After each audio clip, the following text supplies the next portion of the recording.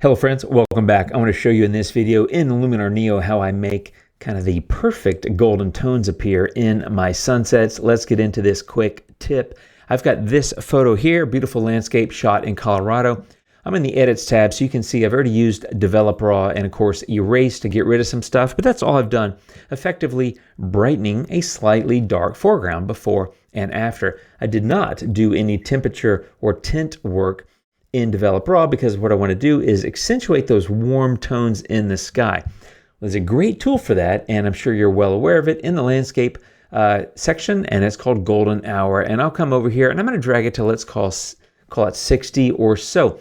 Now, that's a lot, but it brings up the colors in the clouds and the sky really nicely. But Golden Hour is global, of course, like any slider, right? Until you use a masking tool, it's global, which means it affects everything. And what Golden Hour does a really, really good job of is taking the warm tones and giving them a nice golden pop. That's why it's so great for sunsets and why I use it so much. But the before and the after, it's way too much gold, right? So I need to control that. And there's also a couple of things I want to be aware of, which is I love the color in these trees and how it's warmed it up, but it's too intense. So I want a little bit there, but not that much.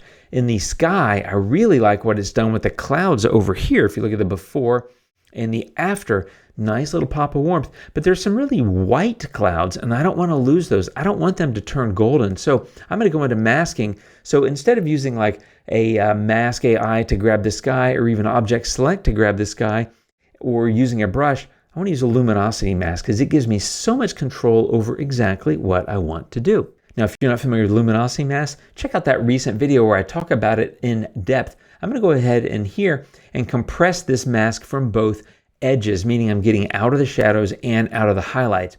But as you may know, the most important aspect of masking is feathering, and you do that with these little triangles.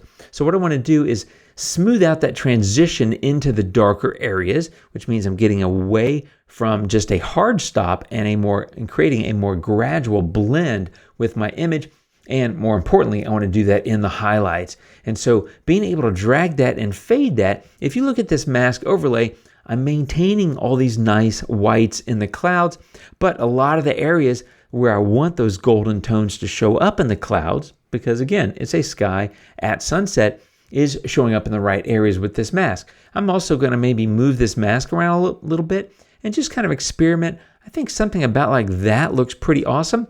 And you will notice the mask is getting into some of these trees. I'm going to pull that back a little bit more from the shadow areas just to create a little bit less intensity there, and maybe pull that back a little bit in terms of the feathering into the shadows.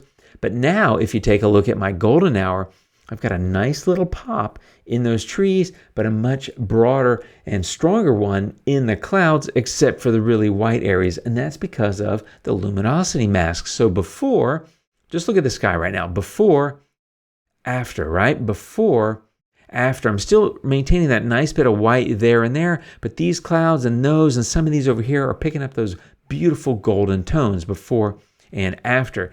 Now also look at the trees as I do the before and after, because I have these beautiful golden tones in these trees and these trees down here that are spotted in between the green ones, and they're getting a nice little pop too, before and after. That's why using golden hour on a sunset with a luminosity mask is incredibly powerful and useful, and it's something that I do fairly often. I do want to point out one other thing that you may not be aware of, and that is that these masks are stackable. So I'm going to go into the mask, and I'm going to go to the brush, and I'm going to go to erase. And what I like to do is, just to make sure I'm perfectly controlling everything, is take my strength down to about 50 when I'm erasing. And all I want to do is pull a little bit out of that top of the mountain there, because it is picking up the warm sunlight and I don't want to lose that, but it felt a little intense. I'm just controlling that a little bit. So stacking these masks, applying it with one tool, and either adding to or removing from with the brush after you've applied the first masking tool is a great way to control it. That's a quick tip on using luminosity masks, in this case with golden hour. Hope it helps. Thanks for watching. I'll be back soon. You guys take care, and until next time, adios.